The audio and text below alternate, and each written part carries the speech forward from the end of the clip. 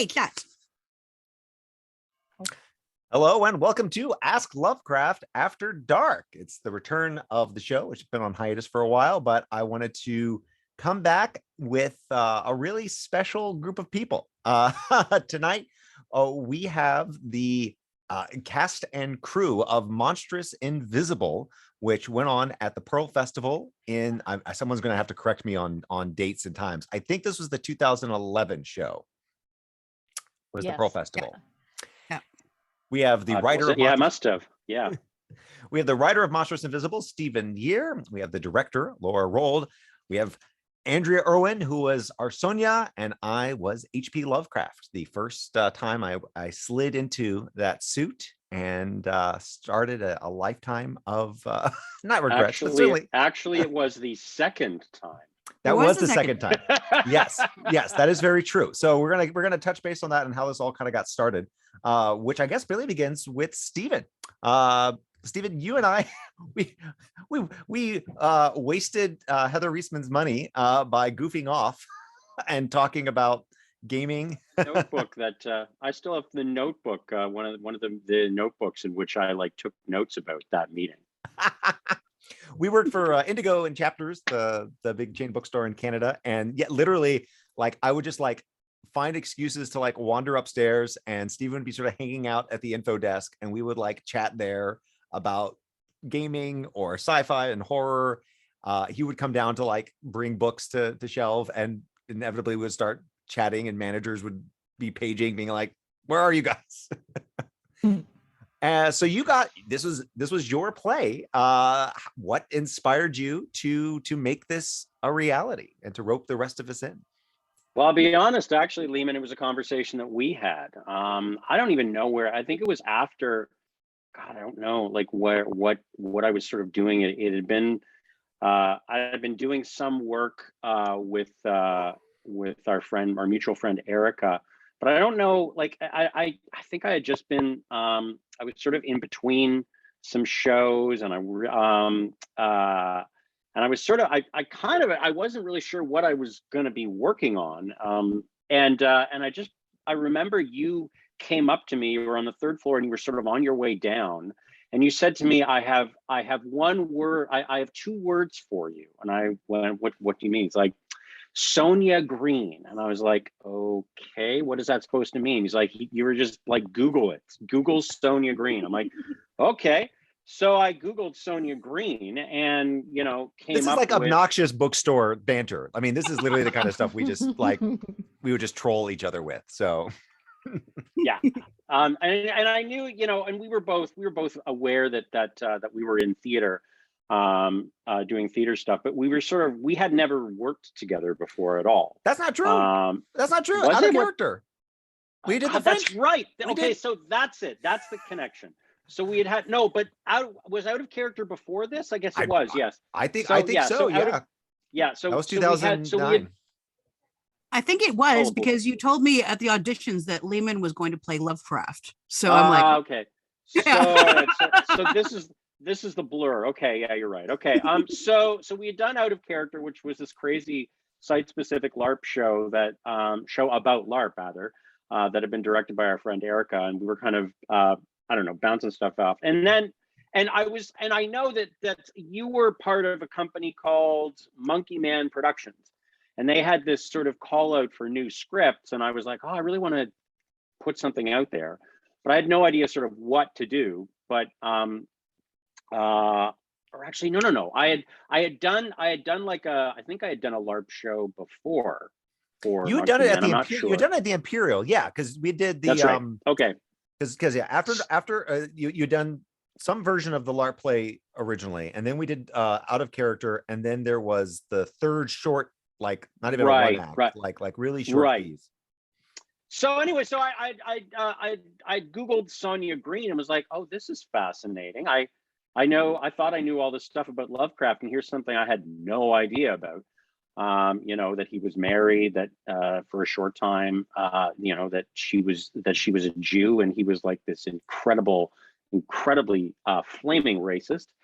And I just thought, this is fascinating. But I think also what was also fascinating was that like they had been married very, very briefly, and then they'd gone through this divorce, or they had split up.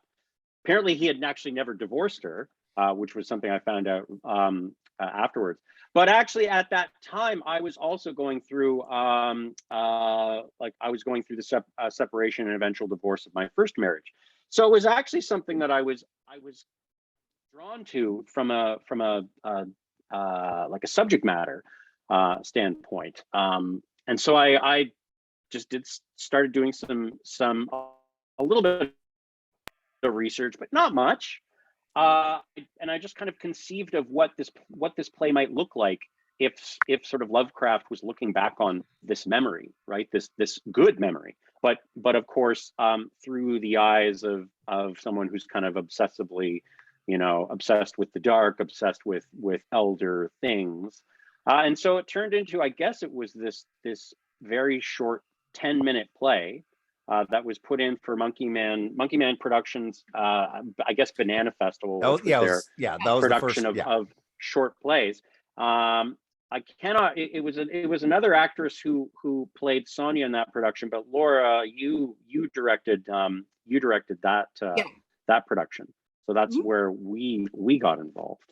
But yeah, it's sort of I recall sort of working on this for a period of a few months, and I was actually really surprised that it was picked by Monkey Man, because I just wasn't sure. It had sort of been my first sort of foray into a biographical play in which I was tackling a real person.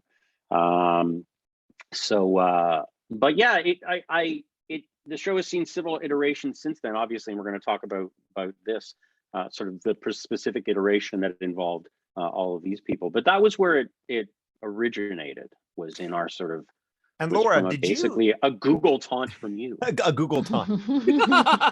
And Laura, you had been approached by Monkey Man for Banana Festival, right? Or how did you get drawn into this particular orbit? Yes. I can't remember how DJ and I sort of befriended one another. I think it was through another actor that I'd worked with before, and sort of like, again, in the relatively weird circles of Toronto theater, I'd worked with another group, and also he knew that my background was in new works. And so he was like, all right, so we're like, it's gonna be all this hot stuff, and there might be some rewrites, and I need directors that are up for the challenge and also work cheap. And I'm like, that's me. So that's how that's pretty much, I think it was through Shauna Davian that I got roped in. Yep. Because I mean, I definitely remember, I remember being in the room with, DJ and everyone and talking about, show selecting. And I definitely had I had my hand on this one, being like, I think this Lovecraft one could be really fun, guys. Let's do this Lovecraft one. And then I remember the audition being so hard, and I was outraged. I'm like, what?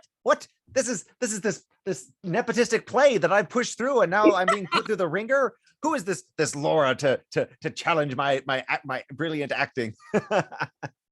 Well, because I think I also did my obnoxious Holocaust monologue, that was completely not appropriate. But it was the one that I used. I used it for everything because it was very striking, and I was striking. I was a pretentious 20-something. Not Lovecraft, but striking, yes.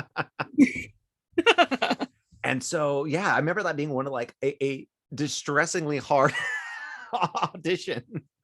Because I was a member of Monkey Man. Monkey Man, the way it worked was, they were there was the founding group, and then there were some of us who were with members of the company, but sort of outside of the executive.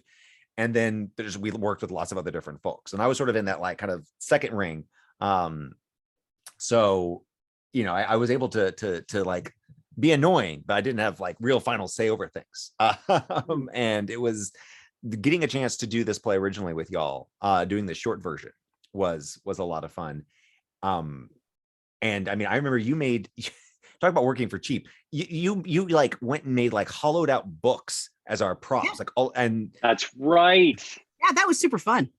No, that's the trouble is when you get me, you often get a designer too, without like it's a twofer kind of thing. So yeah, so I made what I think I just did was it hollowed out books, and A bunch of them were just glued. You just glued a bunch of books together, but then there were a I few glued a that had bit- props hidden in them. And so yeah, like, no, I hollowed out books to hide. We hid the props in hollowed out books.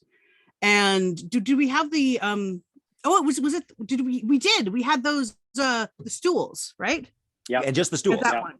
It was the 'Cause- stools, and I took, because I'm like, I have these stools and they're boring looking, so I'm going to take the paper that I cut out of the books and I'm going to glue them to the stools. And Oh my God, that's right. that was, I I think I still remember have one of those, those yeah. stools. God. I still have up in my guest room. It is currently serving Awesome. as a bedside table in my guest room, because who throws anything away ever?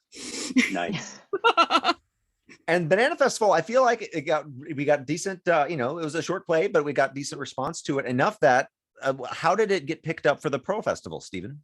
So I had moved to Hamilton since then. Like I moved to Hamilton in 2010, and then I did another show for Monkey Man, like sort of in the midst of the transition. But I had been pretty active in the Hamilton theater community. Sort of I had a show on at the Fringe that won the new play contest, and so that kind of got some people's attention. And the Pearl Company, which at the time was this sort of emerging new independent site for a number of different things, they had just opened up a new theater space on the ground floor. And so one of the people an individual within the community decided to start the Pearl Company Theater Festival. It's not going on anymore. In fact, I think it only lasted for about a few years. But they said, well, we're looking for material. And I said, well, I've got this show I could do, and it was accepted. But of course, it was going to be, we were going to be required to do something that was going to be much longer than just 10 minutes.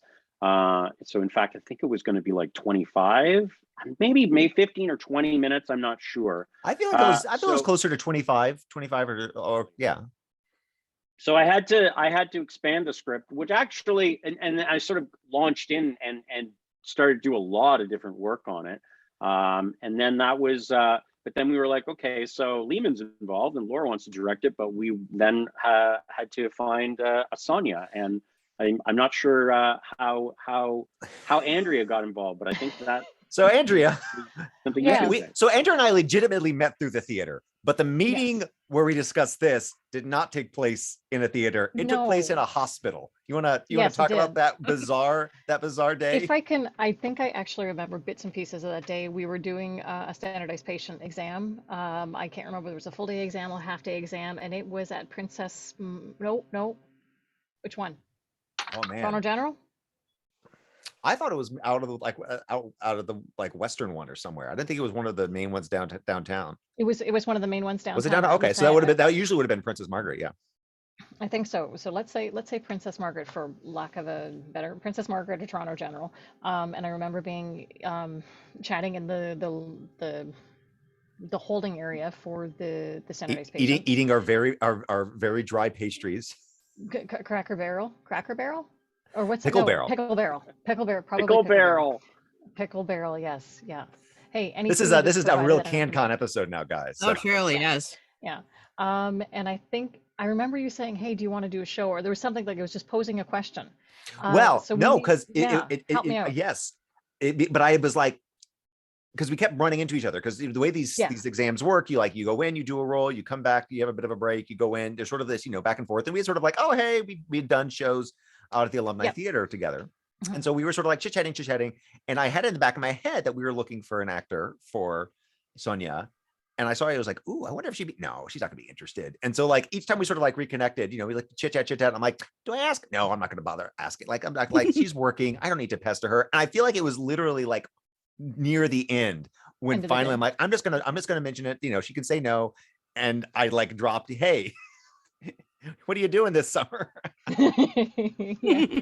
I can't even remember what time of year it was, because the show went up in August. So I don't know when you propositioned me, whether that was earlier in the spring or whether that was at the end of the winter.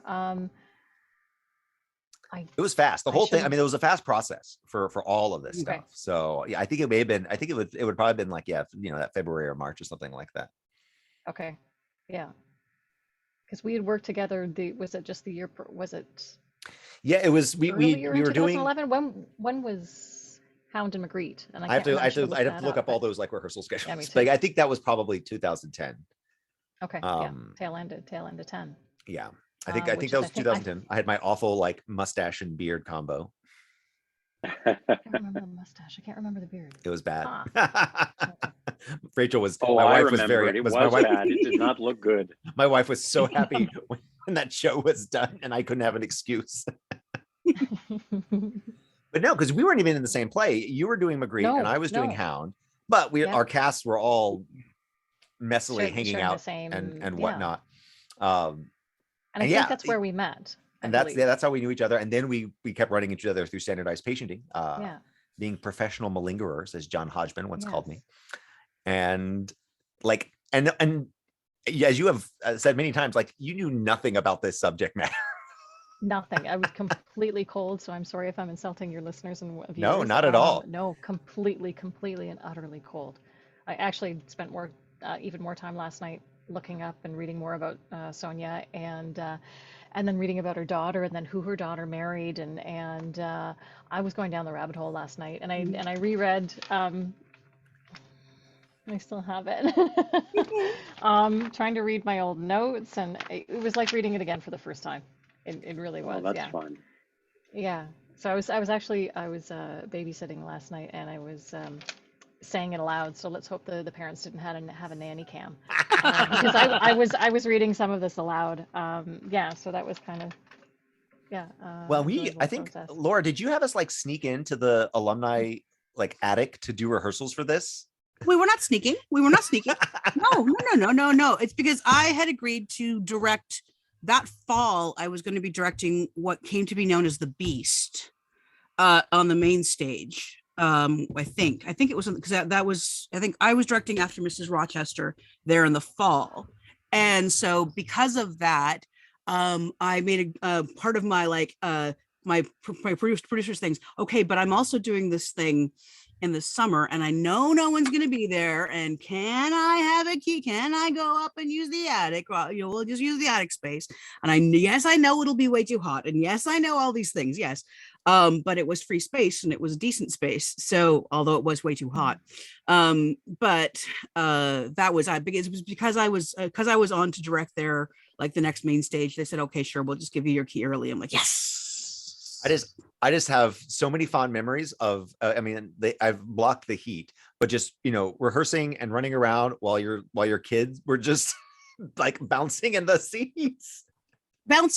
And well, my oldest was like old enough to sit in color and run up and down the things, and my youngest, though, I do remember this, especially in tech, because I had a hiking backpack with it you could put a child in, and Thora was my youngest, was young enough that I think she was just over a year, and so the best way to keep her occupied would be to wear her on my back and bounce back and forth like this while you were running things.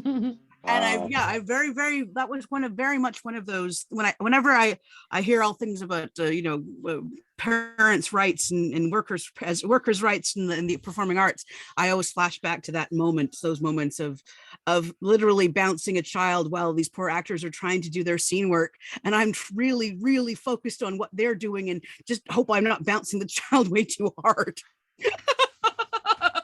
It was fantastic. So I don't actually remember it from rehearsals. I remember it from the tech day. I think I remember you being in the shadows. I remember being what specifically was particularly stressful about the day. I think it was just fast. Yeah, I think it was a quick turnaround for tech. Yeah, not unlike any other fringe festival of a sort. Well, that day I think it was particularly weird because we had gone in early. Like I'd gone to a haircut in the sketchiest hair barber. I remember that haircut. Yes. They had they destroyed my neck. Like they had sliced it open. And I was in costume. Don't drink in costume. I was literally bleeding in costume. Was this in Hamilton or Toronto? This was in Hamilton. Because Like, you thought, we oh, got I it. remember, yeah. You was We like, I'll just go and walk and get a haircut before I go. Yeah. We came in early, yeah, for doing I was doing tech, Yep, and I I needed think my I was- haircut, and you were with me, and you were just Yep, like, yeah. Yeah, that's Hamilton for you. Sometimes it's a bit sketchy. Oh man, I do remember that I think it was one of our shows. A friend of mine had come in, had said he was going to be coming in from Toronto to see the show, Randy. And I had offered to drive him back because Hamilton's about 45 minutes from Probably, Toronto. yeah, about that. Yeah. On a good day. Yep. Mhm. So you can get there by public transportation, but I did have my car with me. And so there was a lot of carpooling and whatnot. And I remember, after the show looking for him because I didn't see him in the audience.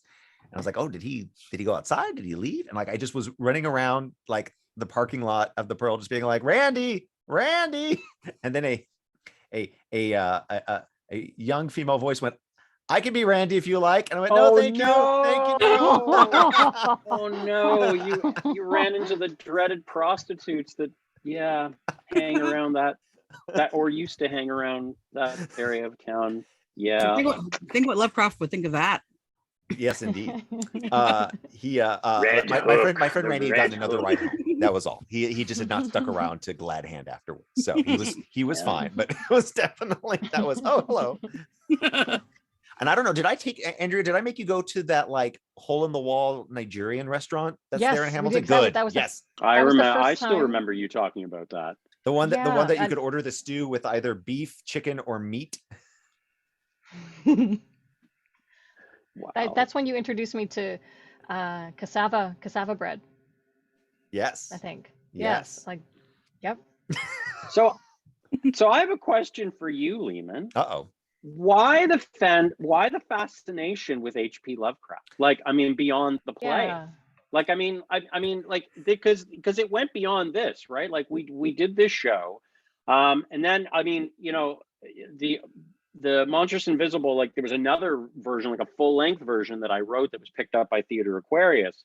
But then after that was done, we also talked about doing my full-length version, like Monkey Man, like actually producing the full-length version with you in the lead. That never materialized. But then, of course, you did like Lovecraft Speaks at the Fringe, like these little vignettes. And then, of course, you've turned it into this massive podcast. And then, of course, like, you go to conventions in Rhode Island So and do Lovecraft. So like, where has this come from? it comes from the show. I was not a Lovecraft fan. I had only started, by the What? time we were talking about this, I'm not joking. Like we had like I had just started reading Lovecraft, like shortly before I started work at the John and Richmond chapters. And I thought it was interesting, and like, it was something that you could talk about with your fellow booksellers and whatnot. And so we had talked about him, and I knew of sort of Cthulhu and like the Lovecraft brand, but was not someone he was not someone I grew up reading. I was in my late 20s by the time I was reading Lovecraft, which is very late. Like most people like get into him in high school and whatnot. But it was doing this play, which made me do a lot of research into him. More research than I did when I was General Eisenhower for the Flying Avro Arrow. also for the French, also for the alumni. But yeah, because I did the two versions of this play. And then in the summer of 2012, a mutual LARPer friend of ours, they asked me to be on their web series as Lovecraft, because they were going to be doing all sorts of Lovecraft stuff, and thought, hey, I saw Lehman play Lovecraft. He obviously can do it. I'll have him come out and do it again. And doing that was so much fun. And I had been wanting to do some kind of web series. I had in my back of my head trying, I always have different projects and things that I do for like 2 weeks, and then I flitter away at something else. Do you remember, here's what actually prompted it. Do you remember the flip cams that tried to be a hot thing at Indigo and chapters for like 5 minutes? Oh, I do actually, not. I recently picked one up at a thrift store for $3, and they are good fun. So this was like before everyone had smartphones.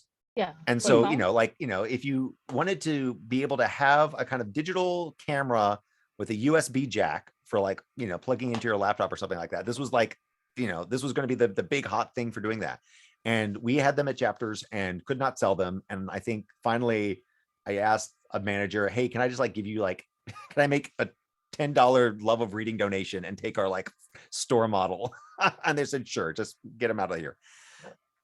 And I took that. I was like, well, I gotta have something to film with this. What should I film? And then I thought, I'll do Lovecraft. And I was also a big fan of the podcast, My Brother and Me, which is a comedy advice show. So I thought, I'll do Lovecraft giving comedy advice.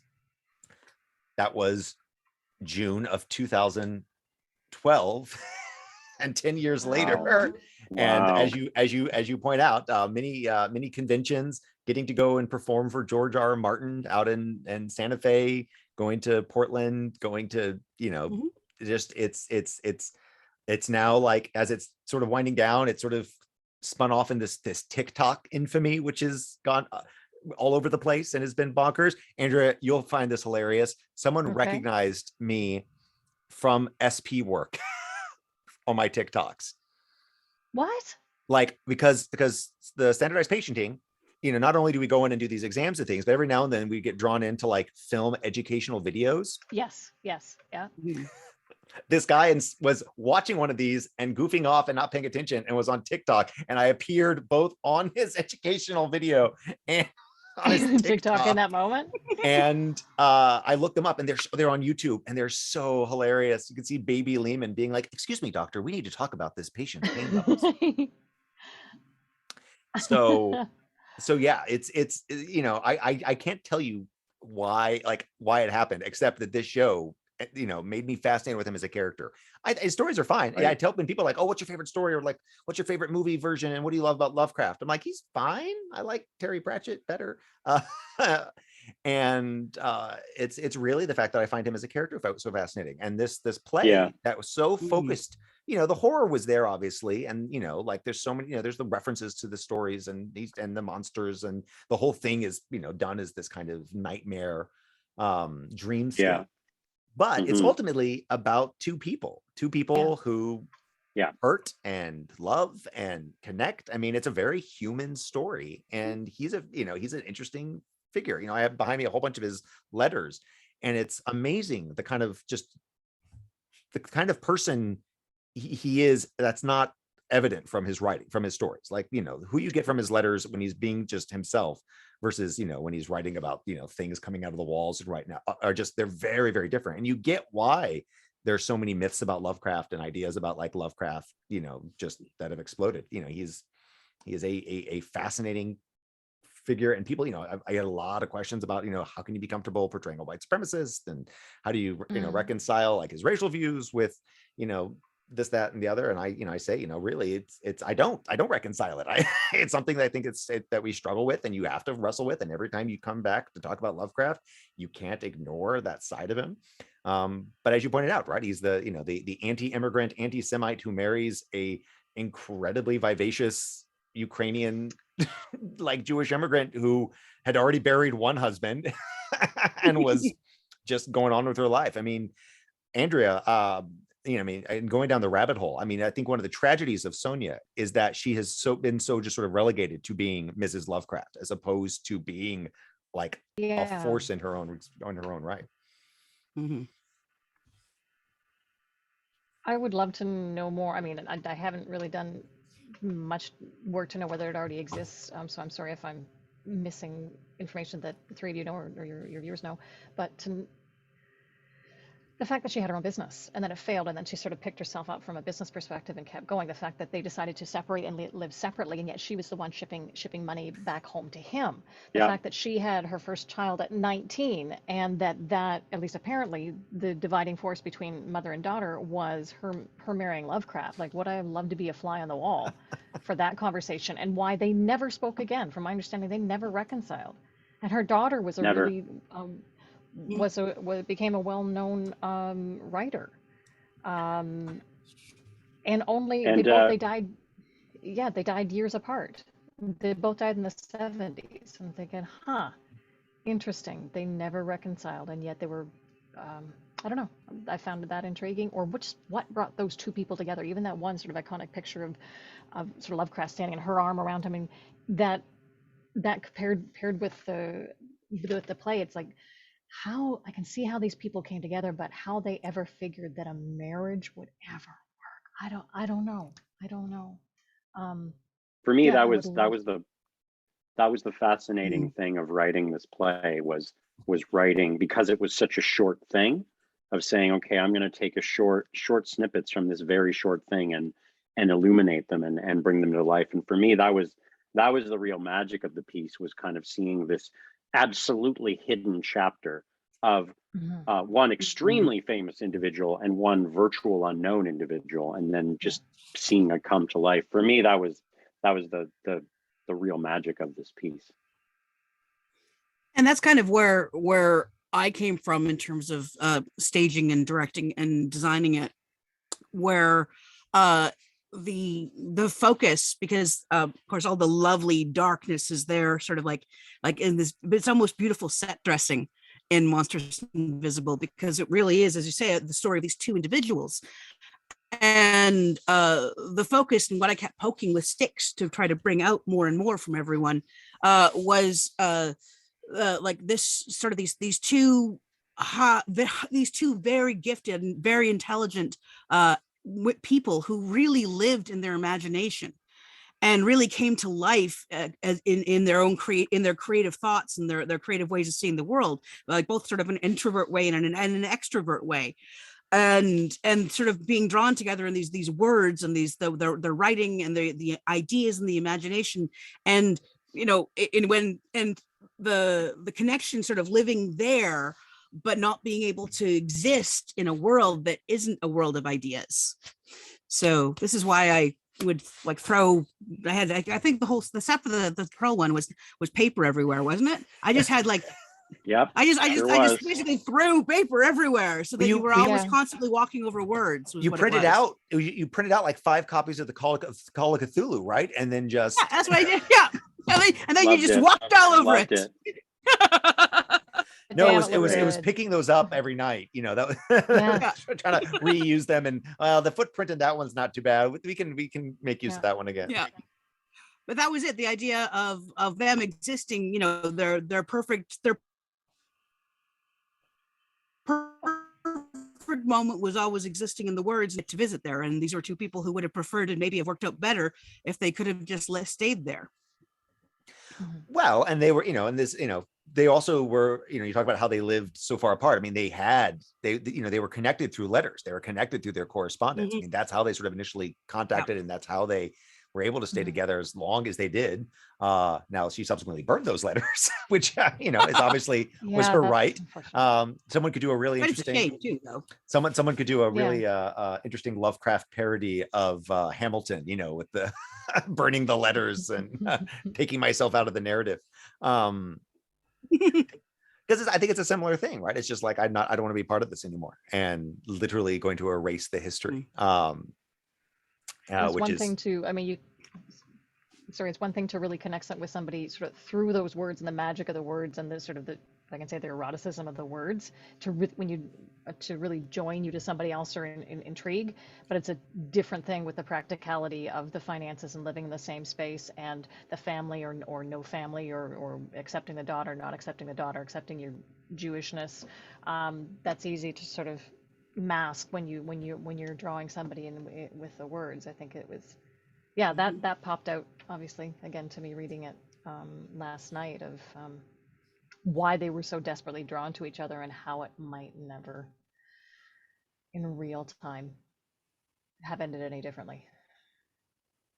Well, and Stephen, sad to read. It is very sad. And I mean, I think, you know, one thing I really applaud Stephen in this work, you know, as someone who has spent a lot of time now in Lovecraft, just Lovecraftiana and Lovecraft fandom, it's very easy to characterize Lovecraft and to dehumanize him on any side, right? The folks that sort of paint him as this erudite genius who like lived alone in an attic imagining monsters and, you know, just didn't connect with any humans, or the folks that sort of paint him as just this, you know, slavering KKK just monstrosity. You know, you were not shy about the ugliness of Lovecraft. But you never lost sight of his humanity through this. And I think that has been integral to my performance over this last decade, right? Like if I had one mission, it's not, you know, it's not to praise Lovecraft, it's not to expose Lovecraft, but it is to like remind folks of that, just that basic humanity that he shares with all of us, and the good and the bad that we are all capable of, that sort of mirrored there. And I think that largely stems from those, the words that you originally sort of pinned and passed down to me, and Laura beating me over the head to actually like do something decent with them.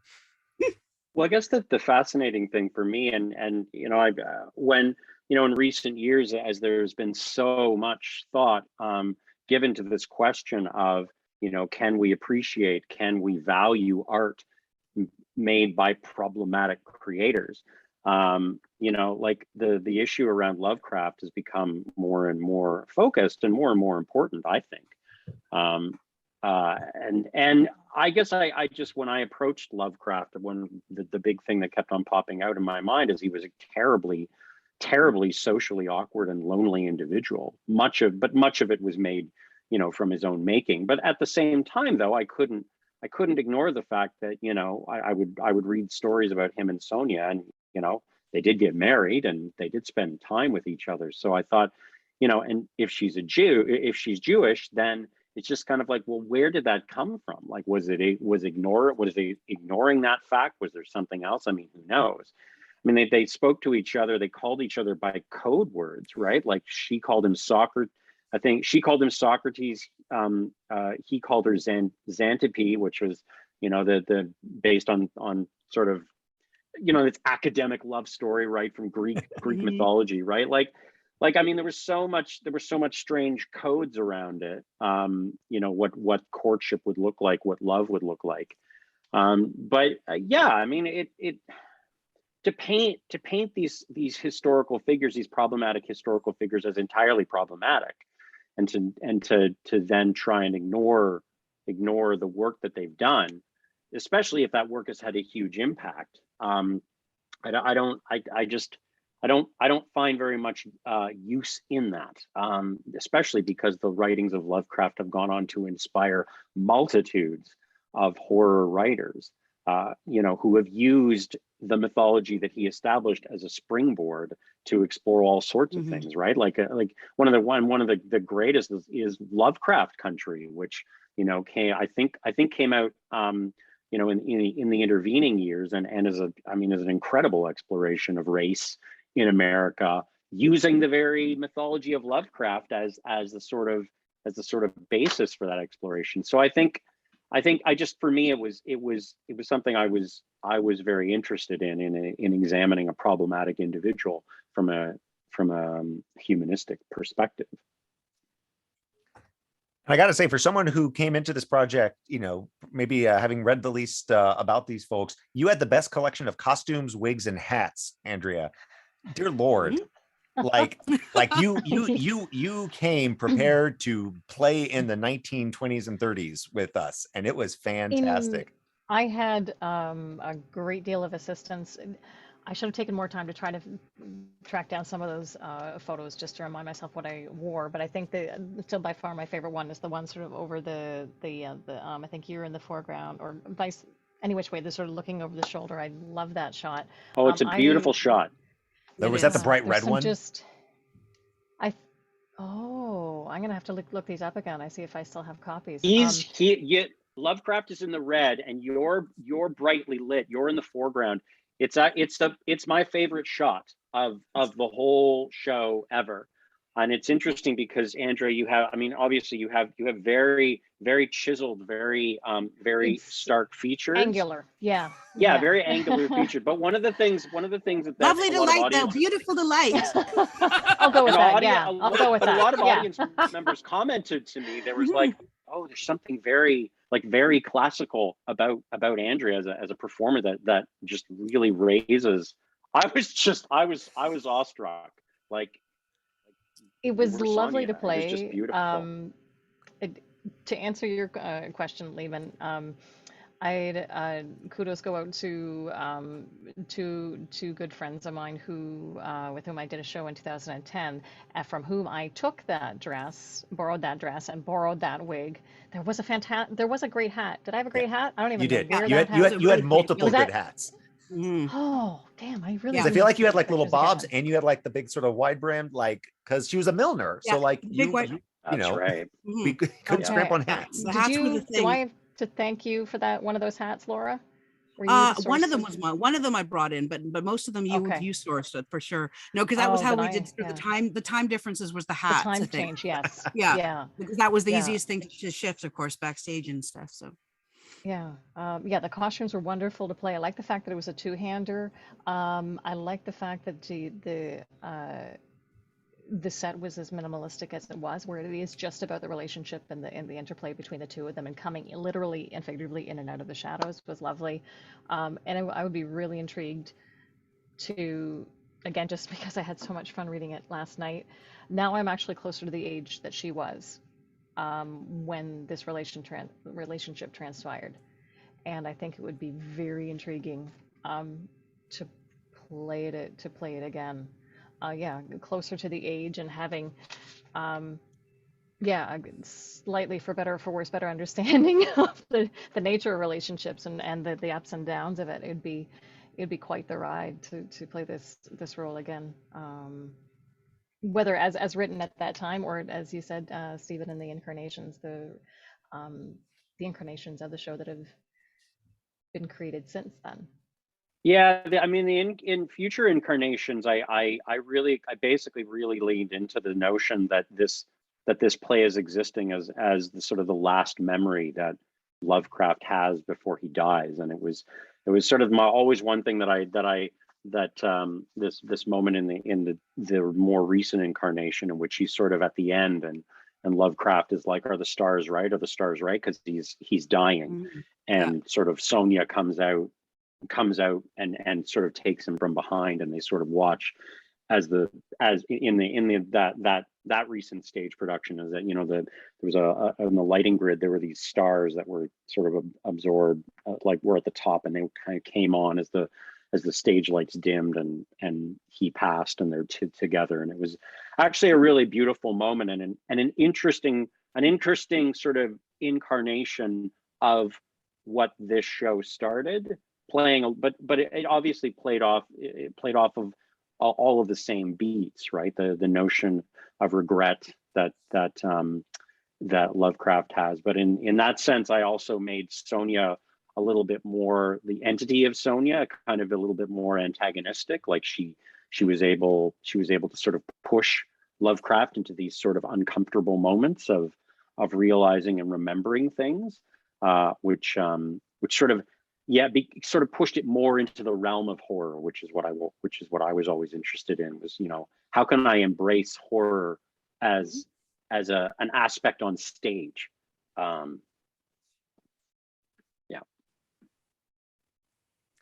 Well, this has been such a blast. Thank you guys so much for taking the time to come back and go down memory lane.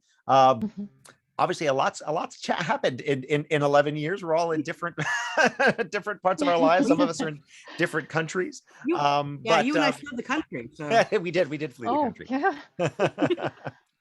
And you're a mayor right now. Like, imagine trying to explain that. Imagine trying to explain that to us like 11 years from now. Like, okay, you're gonna clean up all these pieces of paper, and then you're gonna be a mayor in a decade. So yeah, I think things have gone off in a lot of interesting directions. But if folks are interested in finding out more about work that y'all are up to or have been up to since then, Stephen, where's a good place folks can find out about your work? Oh, you can just you can go to my my author website. It's I think it's just, hold on, let me make sure. I think it's, I never ever check it. What is it? It's just stephennear.com. Just my name, stephennear.com. There's actually some stuff about Monstrous Invisible there. Fantastic. Laura, what about you? What are folks are interested in what's been going on? I guess also the place you're supposed to look for it is laurarold.com, which is currently offline because but it will be up soon, because I had to anyway, we're in process of that. But no, so yeah, no, so I'm still directing a lot. I now live in northern Vermont, so that's where I'm based out of, but I do a lot of dramaturgy over the internet to help. I work with a lot of writers, mostly Canadian, because that's where the cool writers live, right, Stephen? For now, yeah, I would think. Yeah, we're still here. Still trying to get And by, I teach at Northern Vermont University Johnson. I teach acting and directing and design because I do lots of little hats. I have a independent theater company in Burlington called Complications Company, which is a new work development company. And I'm the president of Off Center for the Dramatic Arts, which is a venue that had to close during COVID, but we're trying to reopen quickly. So I've got all those things on the go. Oh, and I'm also now training, and I've now set out my shingle for as an intimacy choreographer, which I'm fantastic. that's cool. my new heart passion that I'm quite loving. So that's what I'm doing, and you can find it all at laurarell.com once I relaunch. There we go. Excellent. Keep refreshing. And Andrea. Yeah, I'm not cool enough to have a website. So if people wish to connect with me, ye old-fashioned Facebook, although I'm probably not that cool. No, I'm presently on hiatus from acting, generally speaking, unfortunately. Life has taken sort of some side bends, let's say. In the past couple of years, I've actually been in healthcare, working with seniors with dementia. Wow. Yeah, which has Wow. been That's quite great. the ride, particularly during COVID. So it's meant some redeployment. Again, working prior to COVID, and then COVID is sort of rerouted again. So that's been, little did I know I'd be a frontline worker. So yeah, right now I go to work wearing scrubs and an N95. Who'da thunk it? Yeah, so Yeah. performing is still on the horizon. I sure as heck hope, because I miss it. Yeah, very much. Yeah. Well, again, thank you all so much. This has been Ask Lovecraft After Dark. Folks are interested in the program, can go to asklovecraft.com. You can find out more about me and my various online shenanigans at lehmankessler.com. Thank you all again for being here, and have a fantastic evening.